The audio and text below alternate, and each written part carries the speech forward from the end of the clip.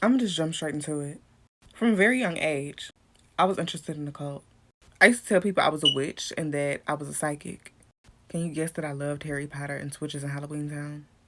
And the only thing I can remember from my younger days being in church when I was like, what, 8, was itchy socks. July 2016, I began to get very revolutionary. And I came into contact with this guy who we basically instantly clicked. And one day we sat on the phone for hours. We talked about metaphysics, and he also discredited the existence of Jesus Christ. I didn't have the best backing or relationship with Jesus then, so all the Egyptian talk really pulled me in, and that's where I really stopped believing. From there on, I dove into research about the Egyptians, the laws of Ma'at, masonry, genealogy, and don't forget metaphysics. I was doing this obsessively. I do not use the word obsessively lightly. The New Age go hand in hand. My senior year, I got hit with depression. I was so stressed out. Then my grandmother got diagnosed with stage 3 breast cancer. Days after graduation, my cousin committed suicide after he killed his girlfriend. Days before my birthday, by the way. 3 months later, his mom, which is my mom's twin sister, ended up passing away after open heart surgery.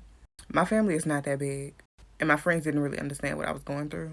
And I was on and off with the guy who basically led me to this in the first place, which, if you didn't know, that was my ex-boyfriend. And we had grown really close. Mind you, I've always had prophetic dreams all my life. So anytime somebody was dying that was close to me, I would have dreams of them dying days before. After they both passed, I really got hit with depression. It went from crystals and a vision board real fast.